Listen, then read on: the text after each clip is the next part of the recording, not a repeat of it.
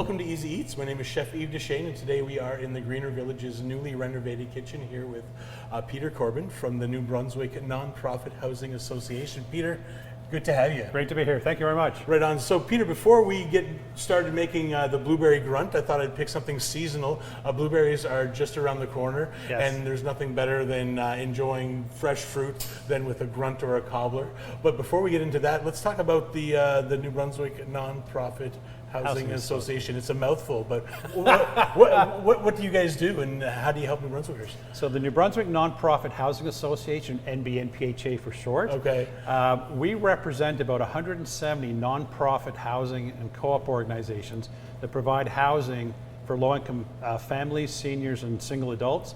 About 6,500 units around the province. So we provide housing for probably about 12 to 15,000 people around, about 50,000 people around the province. Okay, so you're talking about different corporations and companies. Are there any that we may know of? Yes, so Fredericton Nonprofit Housing would be a nonprofit housing organization. Okay. 12 Neighbors would be a nonprofit. Yeah. Rising Tide in Moncton. And so we have a few really large ones like Loch Lomondville and St. John, but we also have, believe it or not, a number of members that may own a duplex in a small community. So we're actually in about 115 communities around the province. Oh wow, that's fantastic. Yes, so you've driven past nonprofit housing every day of your life, and you probably don't even know it. That's it, and it's true. So nonprofit housing, explain to us how your role works, and how does one who needs help with housing go about getting help through the nonprofit? Right, so the primary motivation through nonprofit housing is to provide housing, like the name implies, nonprofit, so unlike private developers, which there's a place in the market for private developers, no question about that. So most nonprofits across Canada for housing were founded in the 70s and 80s. So the federal government in the mid-70s recognized the need to provide housing for lower income families and single adults and seniors. So between the mid-1970s and the early 1990s, hundreds of thousands of hundreds of thousands of units were created or built around the country. And at the time, the federal government approached community groups, basically, faith-based groups, nonprofit organizations, to establish, for example, the Chatham Nonprofit Housing Association, or the Habitat for Humanity. Habitat's a perfect example. They're a member as well. So between the 70s and 80s to early 90s, probably about 80 to 90% of the inventory of nonprofit housing was built across Canada. So we represent about 4% of all housing across the country. Okay. So, and we should be around 20%. So how does someone get into nonprofit housing? So generally, most of our members' tenants are generally in the lower 20% of household income. Okay. So if you earn X dollars and you can't afford a mortgage or rent like most people can, or the other 80%, then you are eligible to go into nonprofit housing. So typically, most nonprofit housing units are subsidized. So with housing, no one should pay more than 30% of their gross income for housing. No, absolutely, yeah. So let's say, for example, someone earns $20 an hour, right? So if they work year-round, that's $40,000 per year. Per month, that's about $3,300. So you divide that by 3, or 30%, such as 30%. So that means that someone making $40,000 a year living on their own should pay no more than $1,000 a month for their rent and utilities.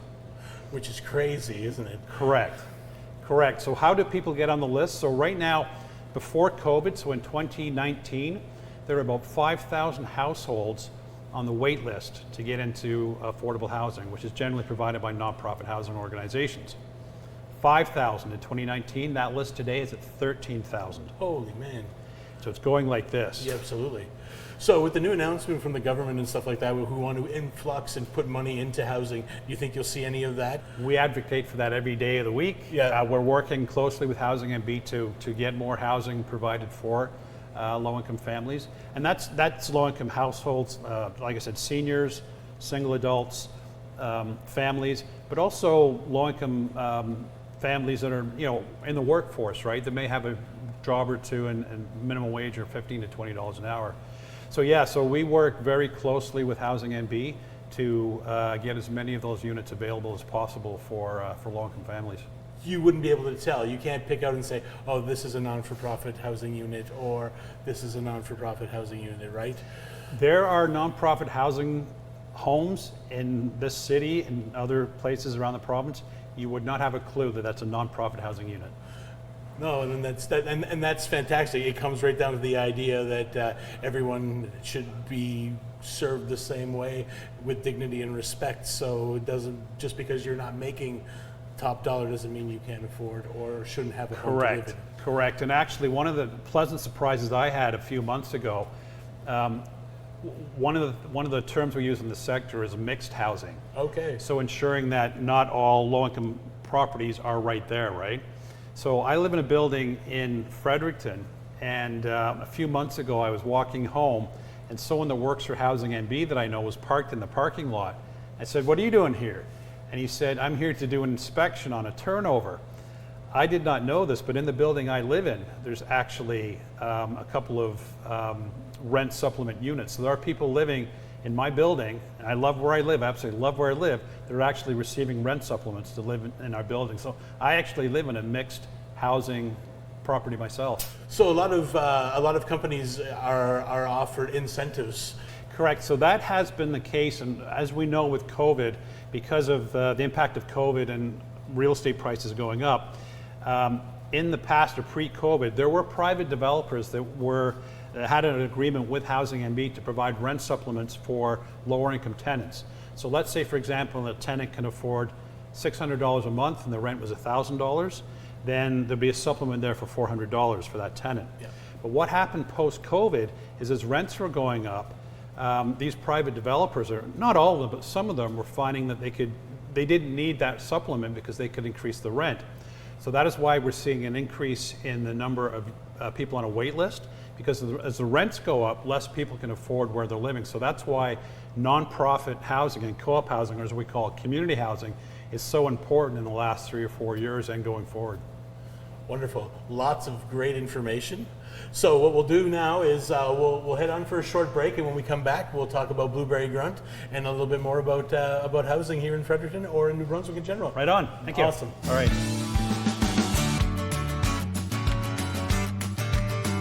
And we're going to start here making a blueberry grunt. Like I was saying, the season is upon us. I was driving in today and I saw the you pick signs going up as blueberries. The raspberry sign was up yesterday, now the blueberry sign is up. So I thought it'd be really cool to show people how to make a grunt. And a grunt is a maritime dish, and it's quintessentially maritime. So what we do is we start with our blueberries. So nice 4 cup of washed blueberries. Okay. This looks good already. It does. You can eat it just like this, right? And then what I'm going to do is I'm going to add a little bit of water. Just like that. We're going to drop the heat on this a little bit. And then we're just going to start mixing these. And all we're going to do now is just let that simmer down. And as it's simmering, it's going to thicken up and get all nice and gloopy. And while it's doing that, let's talk more about New Brunswick housing and things like that. So rooming houses at one point were kind of, here in Fredericton anyways, they kind of passed a bylaw where they were kind of were frowned upon. So that kind of, I saw through what I was doing, a lot of people were found wanting, because a lot of single people who don't need a house or an apartment, just a single room would work. How did that affect you guys? Well, big picture. So, for example, I'll share a story that really impacted me in Moncton. So, as we're well aware, in Fredericton, Moncton, and St. John combined, right now there are about 1,500 unhoused people. 1,500. And I worked on a project with an organization in Moncton called Harvest House. Yes. And fantastic organization. And I met with their executive director, Mark Belleville, a couple of years ago. And they work with people living outside. And I asked him, where are your clients coming from? And he said, typically, these are individuals that, again, pre-COVID, that looks really good. It does, doesn't it? Wow, Yeah. Sorry, I got distracted That's there. all right. That's all right. So these are individuals that would have been living in a rental apartment for $700-800 a month pre-COVID. Rent goes up to $1,200-1,300 a month, and 2 or 3 months later, they cannot afford the rent. They're on the street. No one asked for that situation, right? So it's very challenging to see that because, like I said, no one wants to be in that situation. It can be very difficult for them. Well, no, that's it. And a lot of times, and like you said, this thing called COVID, there's a lot of people who were skirting the line. Even here at the Greener Village, there's a lot of people who could afford their groceries. They were making enough. They were able to pay rent, or they were being subsidized for rent, and things were going well for them. And then, through no fault of their own, things go up, but salaries don't increase. Correct. So then they're forced to look for help and ask for help. So it kind of it's kind of that thing. So it's great to have operations like you guys looking out for people, even though, like you said, the wait lists are long, but at least there's hope out there. There's hope out there, and there's a lot of work going on between, like I said, housing and B&O, us as an association. Again, we can't address the need because it's happening quickly. And one of the things I like to communicate with people, it's like how many blueberries you put in. There's a lot more there than I thought there would be. Yeah. But if you look at the population in New Brunswick, this is a stat. I'm an engineer, so I like numbers. So between 1987 and 2021, roughly, the population of New Brunswick grew by 50,000. Wow. Over 32 years. The next 50,000 population growth was in 3 years. Our population growth grew 10x in the last 3 years. So whether you're cooking blueberries or making telephones or cars or whatever, if your demand for your product goes up 10 times faster, good luck keeping up, right? So we're really challenged. So people talk about, for example, challenge with skilled trades people. Yeah. That's just part of the puzzle to get the nonprofit housing built. Well, that's it, and I guess it's all cyclical because it is, and there's a need for tradespeople now. People in the trades now are ready to retire, and there's no new people in flux to take over, which is kind of a scary thing. Not enough coming in, that's absolutely right. I did the back of the napkin once. Roughly for every 1.5 New Brunswickers retiring now, only one is coming into the workplace. Wow. Yeah. So baby boomers are obviously getting older. I'm at the very tail end of the boomers, and so I look at from basically my parents' age to my age, you know, that cohort, we need to live somewhere safe, we need to live somewhere affordable. So yeah, there's a lot of challenges in the sector. Absolutely. To provide housing. So these blueberries are almost where we want them to be. So we'll let them simmer like this, and as they're simmering, you're noticing that it's thickening up a little bit? Yes. Well, we don't want them to thicken up too much because we do want some liquid here to make our dumplings or our doughboys, and that's what it is. It's a grunt. So the grunt is similar to a cobbler, and you've heard of a cobbler before. Yes. So the difference between a cobbler and a grunt is that a cobbler is finished in the oven, and a grunt is finished right on the stovetop. So you don't need an oven. So a grunt is perfect when you go camping. Oh. Or if you're going, when you go camping up the river and you've picked all these blueberries and these ingredients. What a great idea. And these ingredients are, I mean, if you plan on doing it, you can pack this away into a Ziploc bag, bring it with you, and there you go, and you've got it ready. And all you need is a cast iron pan and some kind of lid, and you're all set to go. Okay. So now we're going to make the topping, which is super easy. So the topping actually just goes right on top. It goes right on top and it bakes right in the pan. So Right we're going on. to grab 2 cups of flour. Okay. Just like that. To our 2 cups of flour, we're going to add our sugar. So a couple tablespoons of sugar. You're making this look way too easy. Well, when everything's measured out in front of you, it is. It's about preparation, right? And you can do this at home. The fancy word is called mise en place, but it's just prep. So if you get everything in front of you, and then it just comes together quicker, and it just makes it easier to clean up as well. As opposed to going to the cabinet or the fridge 15 times, just Exactly. get all on at once. Exactly. So you get your baking powder in there as well. Okay. About a tablespoon and about a teaspoon of salt. Just like that. We'll mix that all together. And then just like making biscuits, we're just going to add some butter, some nice room temperature butter that I'm just going to be breaking off in small chunks, and then we'll be working it in. So the idea is we don't want to mix the butter up too much. We kind of want it to be kind of flaky. So as it evaporates and cooks, it makes pots and bubbles and aerates the dough, and and I'll give it a little bit of lift to the dough as well. So I'm just going to pop that in there like this. So you see, like pie dough, you just want to kind of break it up into pea-sized bits, just like that. That's what we're looking for. Now, how many times have you made this dish before? Oh, I've lost count. I've lost count. I mean, and like I said, it's good for every fruit, right? So through the seasons, so the last time I made one was raspberries. Okay. Before that was strawberries. Now blueberries are in season, blackberries are in season, so now there'll be like blackberries and blueberries, and then these are great with frozen fruit as well. So you can use your frozen fruit. So all we're going to do now is we're just going to add our milk. So, and like you said, in New Brunswick right now with wild blueberries, Yep. go out and pick them yourselves, and it brings down the cost of this dish. Oh, it's super cost effective. Everyone's got something like this in their pantry. Everyone has flour in their pantry. Everyone should have baking powder, some salt, some sugar. If you don't have a budget for butter, margarine works just as well. If you don't have margarine, you can use oil. Just use a really non-flavored oil, so vegetable oil, canola oil, sunflower oil, that kind of thing. A neutral oil is what I'm looking for. Olive oil will just kind of make it a little odd. Funnier? Yeah. Okay. You make this look so easy. So basically we just have these biscuits is basically what it is. A doughboy is basically just a biscuit that gets poached. So we're going to turn the heat up on it just like this. Okay. And then all we're going to do is basically just scoop our doughboys. Isn't that cool? Just like this. So a cobbler, what you would do is you would scoop the exact same recipe, and once it was done, you just pop it in the oven. Here we're not popping it in the oven. We are popping it into this pan right here. Oh, this looks good. And we're just going to do this, and then this is where the parchment paper comes in.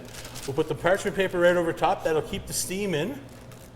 We'll pop that down just like this, and we'll let that cook for about 15 minutes or so. Isn't that clever? Now, I do have to ask, so I noticed the temperature there is not like a typical oven where you'd be 1 to 10. So where are you roughly there now? So we're looking at about a medium-high heat or so. Okay. I have an induction burner, so Sure. it fluctuates on what it is. But yeah, medium to medium-high. So you want to simmer, then you're going to bring it down to low. Okay. And let it simmer on low until your doughboys are cooked. And you just leave it like that for a few minutes? Exactly, for about 15. Yep. And you try not to peak. And that's the hardest part, is you try not to peak. I would say. So Peter, before we started shooting today, you had a great blueberry story that you were sharing with me. Why don't we share it with everyone else? Yeah, so an interesting project, and not in New Brunswick, in Amherst, Nova Scotia. So obviously affordable housing need is everywhere, especially for people, working in food processing plants. So the Bragg family, famous for their Oxford frozen foods, or blueberries, actually, they've started a foundation called the River Phillip Foundation, and they have partnered with the United Way in Amherst, Nova Scotia to build 42 affordable housing units. Some of them are rentals, but some are actually available for low-income families to purchase. So basically the way it works is the United Way is covering 25% of the cost of the home, and then the homeowner can build equity over time, and when they sell, that 25% stays with the United Way, but they can actually accumulate the equity in that house. So it's a great way for a family with a low income to get into the housing market.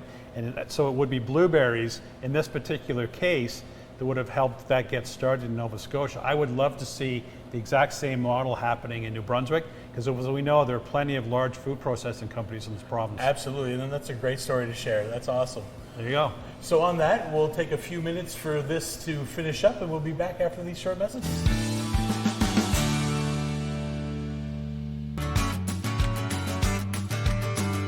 Welcome back to Easy Eats. Again, we are in the Greener Villages Learning Kitchen with Peter Corbyn from the New Brunswick Nonprofit Housing Association. And our grunt is ready. So what we'll do is we'll pull this off carefully, and then I just want to make sure that I'm not getting any of this wet condensation off here. And then there we go. We've got our grunt. That is it. Right here. And that looks pretty amazing. Much all there is to it. So we're going to let it cool down for a little bit before we dig in. Yep. And before we do that, I noticed that you were wearing a pin today. So tell me a little bit about that pin. Yes, the 20% pin. Yeah. So as I mentioned earlier, roughly 4% of all housing in Canada and New Brunswick is nonprofit, or what we call community housing. Yeah. If you look at the statistics of the data, realistically, we need 20% of all housing stock to be provided by nonprofit and co-op organizations. So this 20% pin represents the need to do that, but also as a conversation piece to educate people that more and more nonprofit housing is needed. So one of the primary challenges we have in the sector, so for example in New Brunswick we will have 170 nonprofit organizations. As we all know, nonprofit organizations need board members. Yes. So across the province, we have roughly 1,200 board members amongst all our members. That's 1,200 volunteer board members. Now, I mentioned earlier that most of the nonprofit housing in New Brunswick and across Canada was built in the 70s, 80s, and early 90s. Most of our members, board members, are founding board members. Oh, wow. So there were, 30s in the 70s and 80s, now 70s in the 20s. So we surveyed our members last year and found out that over 30% of our members, board members, are 70 and over, and about 40% of all our members, board members, would like to retire from their boards, but they will say, good luck finding, new board members, because the amount of time people volunteer now is decreasing. So really what we need to do is to amplify our message to let people know that there's an opportunity to be part of the solution, not just say they should do this or they should do that. We can provide people with the opportunity to be part of the they, right? So that's what this 20% pin means. It's a conversation piece to get people going, like you did, ask what it's about, so I can share a quick response with respect to why we should be doing it. Wonderful. And how can somebody get involved if trying to find housing for people is a passion for you? Yes. What are the first steps? The first phone call is to go to housingaction.ca. Okay. So housingaction.ca is a website that we created at the association. People can go there to see a presentation that we've done about the housing crisis. So at housingaction.ca they can get a hold of me to learn more about what they can do to get involved. So it could be contractors that could learn more about building for nonprofit organizations. It could be volunteers in the community, ranging from 20 to 80, who might want to get involved in being on the board or bring their skill sets. Professional associations, contractors, builders, accountants, you name it. Anyone can get involved and bring value to a board, because, like I said earlier, right now in New Brunswick, we need at least 400 to 500 new volunteer board members to help nonprofit housing survive in this province. So anything that we can do to get the word out, we're doing. Like I said, housingaction.ca is a great place to start. Well, that's fantastic. So this is ready. It's nice and cool. It smells really, really nice. It looks great. So that looks like vanilla ice cream. Almost, and you can serve this with vanilla ice cream. It's a great thing to serve with, or whipped cream, or anything like that. I like it just like this. You grab your Doughboy, just like that, and then you grab your lovely blueberry sauce. That looks amazing. There you are, sir. That's for you. Thank you. We got your spoon. Okay. And I can't let you dine alone. No. So you and call those Doughboys. Doughboys, yeah. Wow. Cheers. Well, thank you so much for joining me today, Peter. We learned a lot about the Nonprofit Housing Association. And again, if you want to be part of the solution, just check out that website and help out where you can. Right on. Thank you. Perfect. Let's dig in. Oh my goodness. So nice. Nice to have fresh blueberries this time of year, isn't it? Oh, that is really good. Perfect. Thanks again, Peter. Thank you. Appreciate it.